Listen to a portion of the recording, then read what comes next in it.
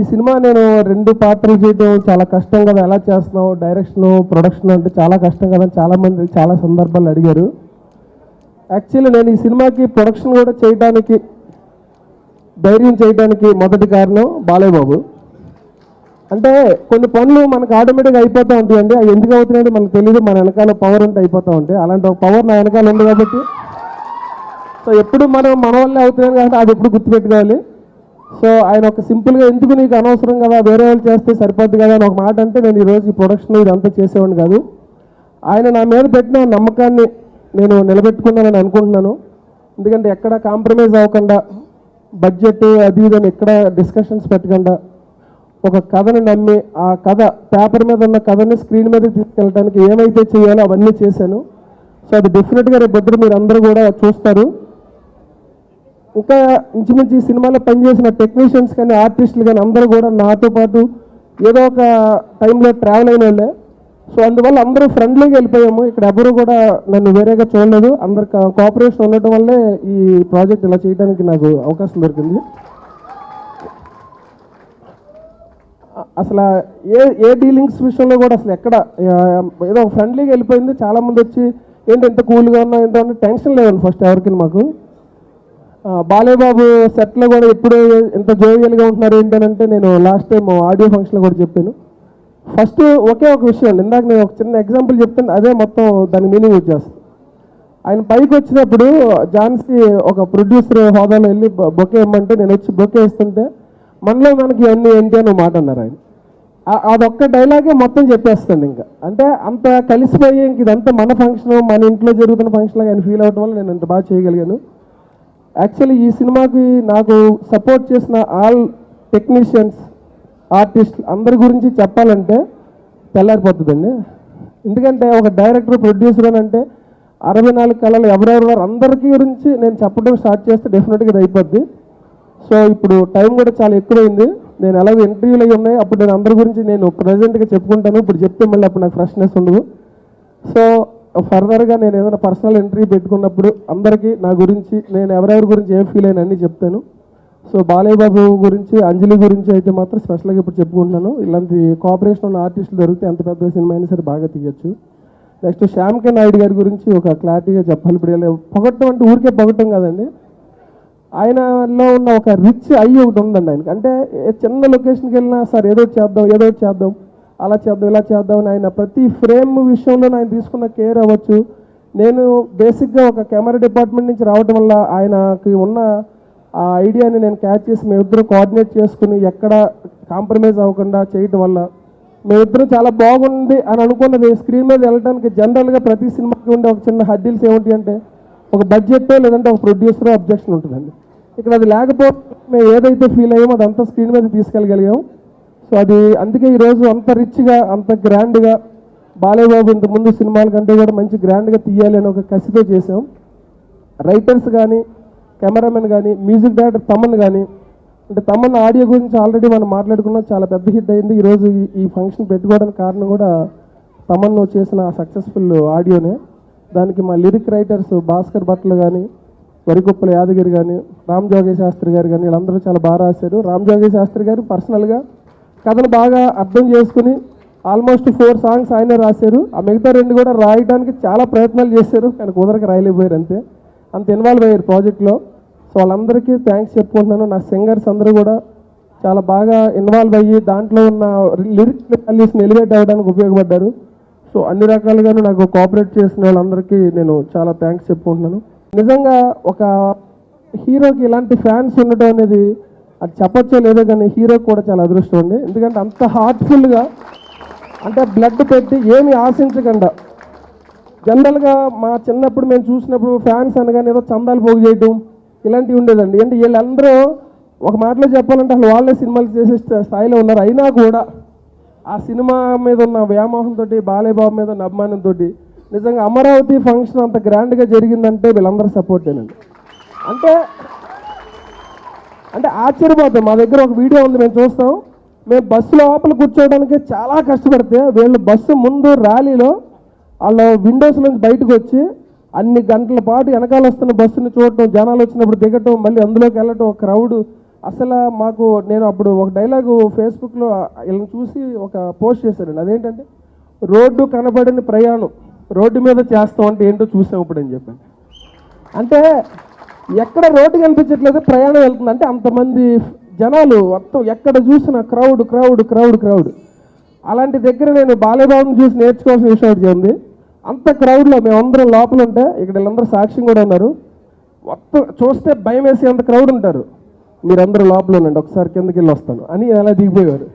ఆయన వెళ్ళిపోవడమే, ఇంకా వెళ్ళిపోయి అందరితోటి దండలు వేయించుకుని వాళ్ళందరితో మాట్లాడేదాడు అమ్మయ్య అనుకుంటే మళ్ళీ నెక్స్ట్ వస్తే మళ్ళీ దిగిపోయారు. అసలు ఏంటి బాబు ఈ పేషెన్స్ అంటే ఇంకా అసలు ఆయన చూసి మేమందరం కూడా చాలా నేర్చుకున్నాం అసలు ఆ రోజు. అంటే ఎందుకు ఇంతమంది ఆయన అంటపడుతున్నారు అంటే అదే రీజను. అంటే ఎలాంటి అసలు అలుపు లేకుండా అసలు అన్ని గంటల పాటు ప్రయాణంలో మాకు మధ్యాహ్నం లంచ్ కూడా లేదు, లేట్ అయింది, అయినా ఆకలి అన్నీ అసలు ఆ ప్రయాణంలో చేసే ఇది అసలు ఆశ్చర్యపోయాను నేను.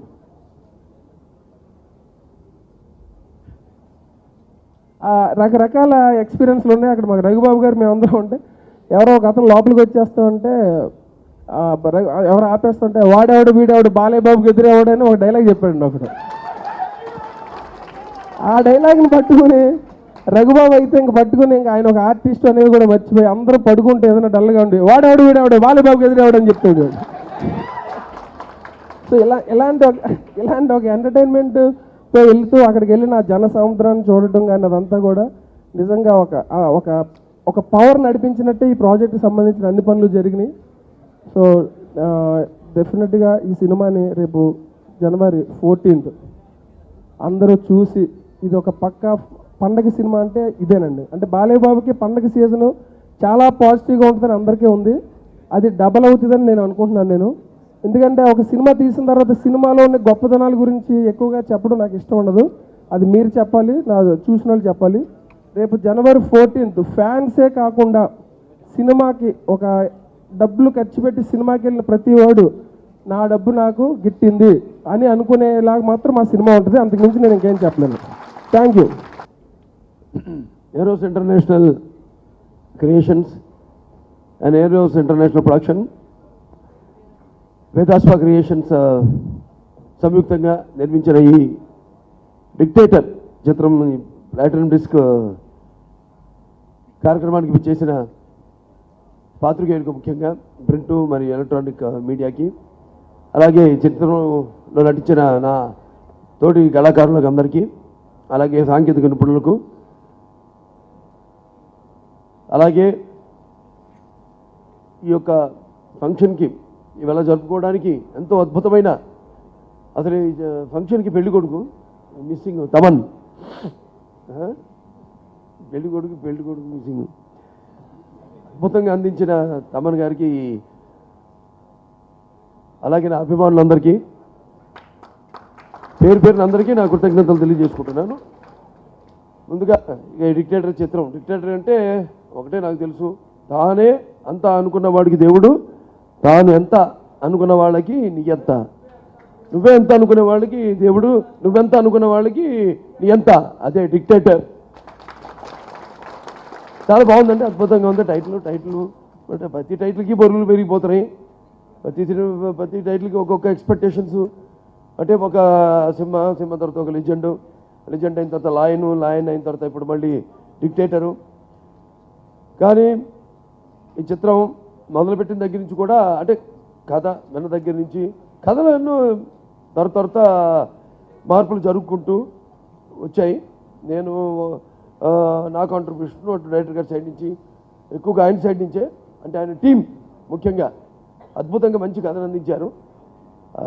క్యారెక్టరైజేషన్ నుంచి కూడా చాలా అద్భుతంగా, ఏ డైలాగులు చెప్పనవసరం లేదు, చాలా అద్భుతమైన డైలాగులు, కాయినింగ్ డైలాగ్స్ అన్నీ కూడా, అంటే అసందర్భంగా కాకుండా సందర్భానుచితంగా ఎంతో అద్భుతమైన డైలాగులు. వీటన్నిటికీ ముఖ్యంగా ఆయన టీంని, శ్రీనివాస్ గారిని, అంటే అంత తానై ఒక నిర్మాతగా ఒక దర్శకుడిగా కూడా చిత్రానికి రథసారథి, ఈ చిత్రాన్ని 2 భుజస్కంధాల మీద మోసి ముందుకు నడిపించిన మా శ్రీనివాస్ గారికి ముఖ్యంగా నా అభినందన తెలియజేసుకుంటున్నాను.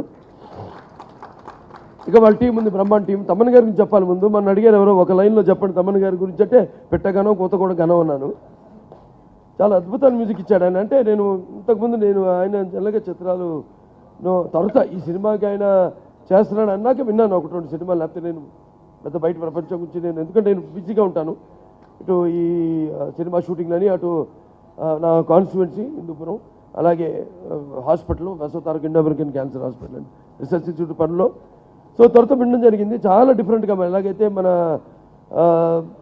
లెజెండ్ సినిమాలో పాటలు ఉన్నాయో అంత అద్భుతంగా, అంటే సన్నివేశాలు కూడా పాటలు కూడా అలా కుదిరినాయి. నేను చెప్తుంటా కొన్ని సినిమాలు అన్నీ అలా కుదురుతాయి. అలాగే ఈ సినిమాలో కూడా అన్ని పాటలు, రకరకాల పాటలు, ఒకటేమో theme song, hero characterization song, ఒకటేమో ఐటమ్ సాంగ్, ఒకటేమో ఫ్యామిలీ సాంగ్, ఒకటేమో మంచి ఐటమ్ మాస్ సాంగ్, ఒకటేమో మంచి క్లాస్ సాంగ్, ఇలా అన్ని సమపాళ్ళల్లో ఉగాది పచ్చళ్ళలో ఉన్న 5 రుచుల్లాగా ఎంతో అద్భుతంగా, అలాగే ఆ పాటలకు తగ్గట్టుగా సాహిత్యాన్ని, అలాగే అద్భుతంగా బాణీని, ఆణిముత్యాల లాంటి బాణీలకి మంచి అద్భుతమైన 6 ఆణిముత్యాల లాంటి పాటలకి మణిపుచ్చల లాంటి బ్రహ్మాండమైన సంగీతాన్ని అందించారు తమన్ గారు. ఈ సందర్భంగా ఆయనకి నేను నా అభినందనలు తెలియజేసుకుంటున్నాను. అలాగే ముఖ్యంగా చిన్న గారు ఉన్నారు ఇక్కడ, ఆయన ఈ చిత్రానికి బ్యాక్గ్రౌండ్ మ్యూజిక్ స్కోర్ని అందిస్తున్నారు. మరి సినిమా అందించారు ఆయన. ఈ సినిమా సరే ఏమున్నా పిక్చర్ ఎంత మేము చేసినా కూడా ఇది ఏదో ఎంతో కొంత ఏమున్నా కూడా చిత్రం ఒక మ్యూజిక్, ముఖ్యంగా నేను 2 శాఖలు నమ్ముతాను ఇండస్ట్రీలో. నాకు చాలా ఇష్టమైన ఒకటేమో మ్యూజిక్, రెండోదేమో ఎడిటింగ్. గౌతమ్ రాజు గారు ఉన్నారు ఇక్కడ. ఏమున్నా కూడా మేము చేసిన తప్పుదానిల వల్ల కావచ్చు, ఒక షాట్ తీయడం కుదరకపోవచ్చు, లేకపోతే ఆ షాట్ అనుకుని ఉండకపోవచ్చు, వాటిని కూడా ఫిలప్ వాటిని కూడా సరి చేసే ప్రక్రియలు శాఖని 2 చలనచిత్రంగాను. ఒకటి మ్యూజిక్, రెండోదేమో ఎడిటింగ్. సో ఇటు మ్యూజిక్ రీ రికార్డింగ్ చిన్న గారి గురించి నేను చెప్పక్కర్లేదు. ఆయన మీద ఎటువంటి అనుమానం లేదు. మనం వెళ్ళి చూడటం కూడా జరిగింది. ఆయన ఒక రీలు ఆయన చేసింది చాలా అద్భుతంగా. అలాగే ఇక ఈ చిత్రానికి సాహిత్యాన్ని అందించారు భాస్కర భట్ల గారు, అలాగే రామ్ జోగేష్ శాస్త్రి గారు, అలాగే మరి కుప్పల యాదగిరి గారు. ముగ్గురు కూడా అద్భుతంగా అన్ని లిరిక్స్ అన్నీ ఇప్పటికీ ఆంధ్ర రాష్ట్రం అంతా మోగిపోతుంది. అప్పుడే ఈ చిత్రం ఆడియో రిలీజ్ అయిన దగ్గర నుంచి, ఎందుకంటే శకునం ఏంటంటే శుభ సూచకం ఒక అమరావతి రాజధానిలో ఈ యొక్క ఆడియోని విడుదల చేయడం, అటువంటి మంచి పేరు అమరావతి. అటువంటి అక్కడ చేయడం నుంచే అన్ని పనులు జరుగుతూ ఉన్నాయి. మొదటి నుంచి కూడా అన్ని అద్భుతంగా ఆయన చెప్పినట్టు షూటింగ్ కూడా ఎటువంటి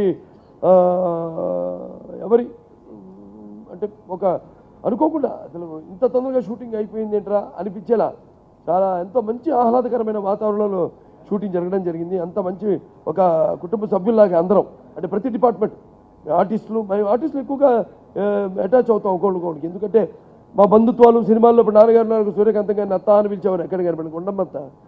అలాగే రాజధాని గారు ఎక్కడ కనిపించినాయి మావ అని ప్రతి జానపద సినిమాలో ఆయన మావ వేషం వేసేవాడు ఆయన. అలా ఒక రకరకాల అలాగే నేను కూడా సుత్తి వీరభద్రంలో ఎక్కడ కలిసినప్పుడు ఆయన ఉన్నప్పుడు మావయ్య గారు ఎలా ఉన్నారని అడిగేవాడిని.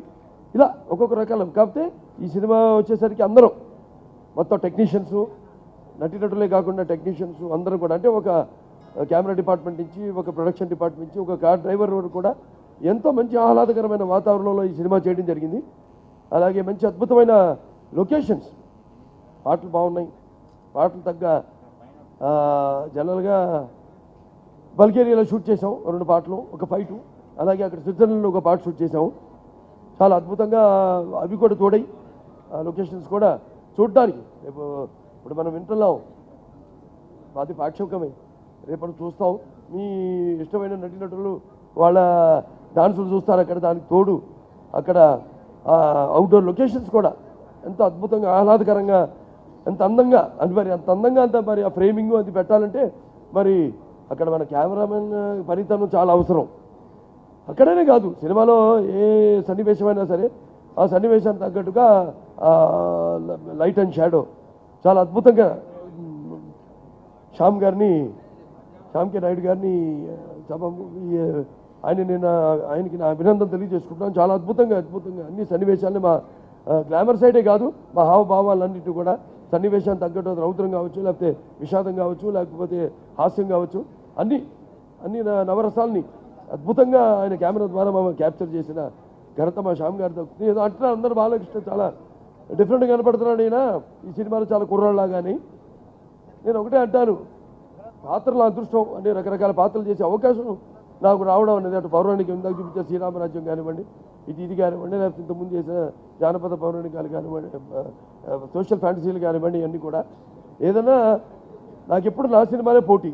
నేను వేరే వాళ్ళ గురించి ఆలోచించను, వేరే పోటీ గురించి నేను ఇంకెవరైనా పోటీ ఉంటే నాకు ఇక ముందు ఇక అప్పటిదాకా నేను నటిస్తూనే ఉంటాను. ఇంకా తర్వాత కూడా ఇంకా నటిస్తూ ఉంటాను. ఏదన్నా నా అబ్బాయి నా మనవడే, ఇక నాకు ఎవరు లేరు పోటీ. అది మాత్రం 100% ఖాయం. ఏమున్నా మంచి మంచి చిత్రాలు ఎప్పుడు అందించే మా నిర్మాతలకు వాళ్ళకి నా కృతజ్ఞతలు తెలియజేసుకుంటున్నాను, నా మీద నమ్మకంతో. అలాగే దర్శకులు వాళ్ళు కొత్త రకాల కథలతో మారుతున్న అసలు అప్పుడప్పుడు మేము మాట్లాడుకుంటే అనిపిస్తుంది, అంటే నాన్నగారి జీవితం నుంచి కొన్ని నేర్చుకుంటూ ఉంటాం మేము. అంటే ఆయన అప్పుడు ఒక పిచ్చి పుల్లయ్య లేకపోతే ఒక తోడుదొంగల సినిమాలు తీసినప్పుడు అవి మనకంటే చాలా ఫార్వర్డ్ థింకింగ్ సబ్జెక్ట్స్ అవి. అప్పటికి ప్రేక్షకులు అంత సిద్ధంగా అలా వాటికి. సో అప్పుడు ఆయన తీసి అప్పుడంతా సినిమాకి 2 లక్షలు అంటే 2 సినిమాలు కలిపి 4 లక్షలు నష్టం. లాభం లేదు, మనం ఏంటో మన విశ్వరూపాన్ని చూపించాలని ఒక చేత కత్తి ఒక చేత గుర్తులు పట్టుకుని జై సినిమా ఇక మొదలుపెట్టారు ఆయన. సక్సెస్ ఒక నిర్మాతగా. అలాగే ఇప్పుడు ఏమున్నా నిర్మాతలు వాళ్ళ నమ్మకం అది చాలా అవసరం. అప్పుడప్పుడు అనిపిస్తుంది మనం చాలామంది ఆలోచించేస్తున్నాము నేనని. సరే అప్పుడప్పుడు మనం గిల్లుకుంటాం, ఒక నటుడికి ఎలా మనం గిల్లుకుంటాం. ఎందుకంటే నటన అనేది ఊరికే అరవడం లేకపోతే ఏడవడం లేకపోతే ఒక నవ్వు ఇసరడం కాదు. నటనది ఒక పరకాయ ప్రవేశం, ఇంకొక ఆత్మలోకి మనం పరకాయ ప్రవేశం చేస్తున్నాం. ఆ పరకాయ ప్రవేశం చేసే ఆత్మ యొక్క మనకి అనుభవాలు మనకు తెలియదు. అందుకే అప్పుడప్పుడు మనం గిల్లుకోవాలంట మనల్ని.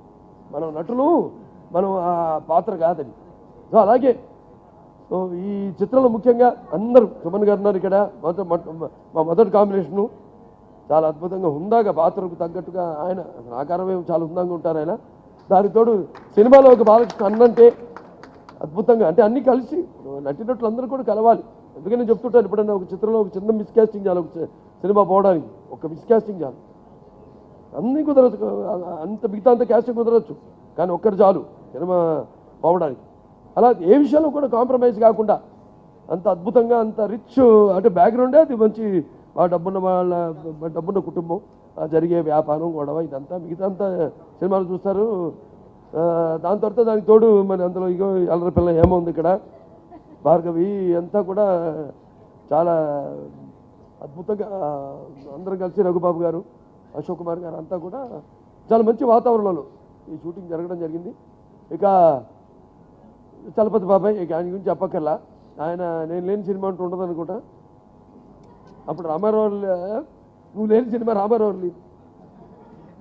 సరే ఇలా అందరం చాలా బాగా పాటలన్నీ కూడా చాలా బాగున్నాయి అద్భుతంగా. మేము కూడా డాన్స్ చేయడానికి ఎంతో ఐటమ్ సాంగ్ ఒకటి ముఖ్యంగా. దాని తర్వాత రతి గారి క్యారెక్టర్, రతి ఎంగిలిగుంతి గారి క్యారెక్టర్ చాలా అద్భుతంగా. మేము ఎన్నెన్నో రకరకాల పేర్లు అనుకున్నాం, కానీ ఎందుకు తట్టిందో కానీ ఆయనకే తట్టింది అది. కానీ అడగానే మాత్రం చాలా బాగుంటుందండి ఆవిడ, తెలిసిన ఆవిడే చాలా బాగుంటుందండి. వెంటనే చాలా అద్భుతంగా చూస్తారు ఈ సినిమాలో ఆవిడ పాత్ర కూడా. అన్నీ చూపించేస్తే అన్నిటి గురించి చెప్పించేస్తే అన్నింటి గురించి చెప్పించానా? చెప్పరా చెప్పరే నీ గురించి చెప్పలేదని అంతే మంచి నేను చెప్తేనా చిలక పలుకు చెప్పినట్టు. ఇప్పుడు మా అంజలి ఇక్కడ అంటే ఏదో ఉంది, ఏదే మేకపోరు తనమన మేకపిల్ల, ఏదో పారబోతు తనమన పంది పిల్ల, ఎల్ల పనులను చెరుపంగ పిల్లి పిల్ల, అందమన అరవ పిల్ల, అల్లరి పిల్ల ఈ అంజలి పిల్ల. అది అప్పుడే అనుకున్నాం అది అరవ పిల్ల మీద ఉంది ఈ పద్యం, మరి తను ఏమనుకుంటుంది. అందమైన అరవ పిల్ల కాదు, అచ్చమైన పదారణాల తెలుగు అల్లరి పిల్ల కోతి అంజలి. సరే ఏదైనా ఇద్దరం కలుసుకున్నప్పుడే అనుకున్నాం మేము. నేను అన్నాం శ్రీనివాస్ గారికి ఒక వార్నింగ్ ఇచ్చాం, ఏమంటే ఇద్దరం కలిసి చేస్తున్నాం, మరి ఇద్దరిని మీరు రింగ్ మాస్టర్, మీరు ఇద్దరిని కంట్రోల్ చేయాలి, మీరు ఎలా చేస్తారు? నువ్వు అన్నావు నేనన్నాను కాదు నువ్వు అన్నట్టు గుర్తున్నాను. నువ్వు నేనన్నా ఉందిలే, ఇద్దరం అల్లరి గురించే కదా మాట్లాడేది. సరే అలా ఎట్లా కంట్రోల్ చేస్తారు ఏమో ఇద్దరు అనుకున్నాం. అలాగే అసలు కానీ మామూలుగా ఉన్న క్యారెక్టర్ అనగానే అంటే వెంటనే పరకాయ ప్రవేశం చేసి ఎంతో అద్భుతంగా నేను చెప్పాను. అలాంటి మేటి నటులు ఎంతోమంది ఉన్నారు, ఇవాళ ఉన్నారు దొరత కూడా, కానీ మనకి కరువు అయ్యారు. మన ఒక తెలుగు అమ్మాయి చాలా అద్భుతంగా చాలా గర్వంగా ఉంది వాళ్ళ ఆవిడతో యాక్ట్ చేయడం నాకు. ఎందుకంటే ఒక తెలుగు అమ్మాయి అయి ఉంటాం తను. అండ్ తెలుగు అమ్మాయినే కాదు, ఇన్వాల్వ్మెంట్ పాత్రలో తన ఇన్వాల్వ్మెంట్ చెప్పగానే ఎంతో గ్రాస్పింగ్. ఏది చెప్పాము మనం, డైరెక్టర్ గారు చెప్తారు, ఒక ఆర్టిస్ట్గా నేను అప్పుడప్పుడు ఫీల్ అయ్యి చెప్తాను, ఇలా చేస్తే లాస్ట్ అక్కడ ఫైట్ తర్వాత చెప్పకూడదు అంతా. మళ్ళీ చాలా అద్భుతంగా నటించింది ఆవిడ పాత్రలో. ఇది మంచి ఎక్స్పీరియన్స్. ఇంకా ఎన్నెన్నో ఇటువంటి ఆర్టిస్టులు ఉంటే డెఫినెట్గా అద్భుతాలు సృష్టించవచ్చు. అలాగే మా సోనాల్ చౌహాన్, ఆవిడ తన లెజెండ్లు చేసింది. ఆవిడ అందచందాలు, అలాగే డిఫరెంట్ పాత్ర, ఇప్పుడు చేయని పాత్ర, మంచి అల్లరి పిల్లగా కూడా చాలా బాగా చాలా అన్నీ సినిమాకి అన్నీ కుదిరిని. దాంతోపాటు ఇక అందరూ ఒక సమ ఫలితంగానే వాళ్ళ ముఖ్యంగా ఈ ఖర్చు విషయం గురించి ఏమీ వెనకాడకుండా ఒక అవుట్డోర్ తీసాం బెల్జియంలో, దానికి మ్యాచింగ్ ఎక్కడ తీయాలని ఎక్కడ తీసేసి హైదరాబాద్లో ఎక్కడన్నా, అటువంటిది అక్కడికి ఇది కర్నాల్, హర్యానా రాష్ట్రంలో కర్నాల్ అని అక్కడికి వెళ్ళి అక్కడ ఒక హోటల్లో మంచి స్టార్ హోటల్లో షూట్ చేయడం జరిగింది. అలాగే మిగతా అంతా ఢిల్లీలో సన్నివేశాలన్నీ కూడా అక్కడ బల్గేరియాలో అయితేనేమి లేకపోతే స్విట్జర్లాండ్లో చాలా అద్భుతంగా అన్నీ బాగా కుదిరిన ఈ సినిమా. సో రేపు మంచి ఉగాదికి రేపు సంక్రాంతికి మంచి కానుక, అదే సంక్రాంతి పండుగకి మంచి కానుక. అందరూ సకుటుంబ సపరివార సమేతంగా అందరూ చూసి మళ్ళీ మళ్ళీ చూసే చిత్రం డిక్టేటర్. జనరల్గా నా టైటిల్స్ చాలా విచిత్రంగా ఉంటాయి, లెజెండ్, డిక్టేటర్లు. కొంతమందికి అర్థం కాకపోవచ్చు జనరల్గా మేము అఫీషియల్స్ అట్లా డిక్టేటర్, కానీ ఆ శబ్దంలో పవర్ అంటాం, ఒక ఓంకారం ఉంటుంది అంటాం, శక్తి అంతే. అలాంటిదే ఒక లెజెండ్ సింహ, ఒక లెజెండ్, మళ్ళీ ఇప్పుడు డిక్టేటర్. సో పలకడానికి కూడా మంచి బరువుగా ఉంది, అరవడానికి మంచి సింహం గర్జనలాగా ఉంది ఈ టైటిల్ డిక్టేటరు. మరొకసారి ఈ ఆడియోని ఇంత ఘనవిజయం చేసినందుకు ప్రేక్షకులందరూ కూడా నాకు అభినందనలు తెలియజేసుకుంటూ, ఎందుకంటే ఒక చెవి ఉండాలి, ఒక చెవి ఒక డైలాగ్ వినడానికైనా లేకపోతే ఒక మ్యూజిక్ వినడానికైనా దాన్ని మెచ్చుకోవడానికి. అది స్పెషల్. ఆ సినిమాలకు వచ్చేసరికి ప్రతి ఒక వృద్ధుడు నుంచి, నా అభిమానుల నుంచి, పిల్లల నుంచి, అప్పుడే పుట్టిన బిడ్డ నుంచి, పుట్టిన బిడ్డ నుంచి, పురిట్లో ఉన్న బిడ్డ నుంచి కూడా డైలాగులు చెప్పగలుగుతున్నాను, ఆ పాటలు పాడగలుగుతానంటే నిజంగా అదంతా మా సంగీత దర్శకులు, మా రచయితలు, అలాగే ముఖ్యంగా మా కోన వెంకట గారికి, అలాగే మా గోపి గారికి, అలాగే శ్రీధర్ సీపాన గారికి, రత్నం గారు మంచి 12 డైలాగులు బ్రహ్మాండంగా. ఇది పబ్లిసిటీ డైలాగ్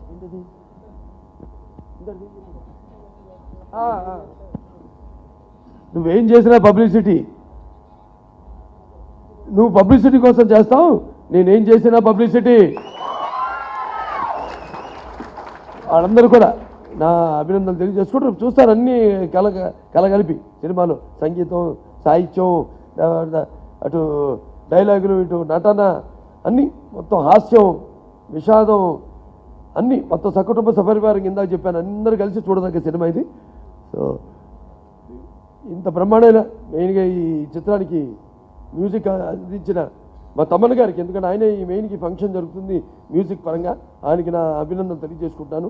ముఖ్యంగా మా ఆడియో ఫంక్షన్ ఎంత ఘన విజయం కావడానికి ముందుగా నా అనంతపురం జగన్, అతనికి ఒకరి వల్ల కాదు, మొత్తం అతని సైన్యానికి అంతా, నా సైన్యం అతనికి ఎంత ఉంది సైన్యం, వాళ్ళందరికీ కూడా అన్ని రాష్ట్రాల నుంచి వాళ్ళందరూ కూడా నా అభినందనలు కృతజ్ఞతలు తెలియజేసుకుంటున్నాను. అలాగే ముఖ్యంగా స్పాన్సర్స్ మా రిలయన్స్ డెవలపర్స్, అటు రాజేష్ గారు ఉన్నారు, గాంధీ గారు, వాళ్ళ నాన్నగారు పూర్ణచంద్ర గారు, రాజేష్ గారి నాన్నగారు, వాళ్ళకి నాకు కృతజ్ఞతలు తెలియజేసుకుంటాను. అలాగే మిరర్స్ విజయలక్ష్మి గారు, ఆవిడ కూడా నా కృతజ్ఞతలు తెలియజేసుకుంటున్నాను.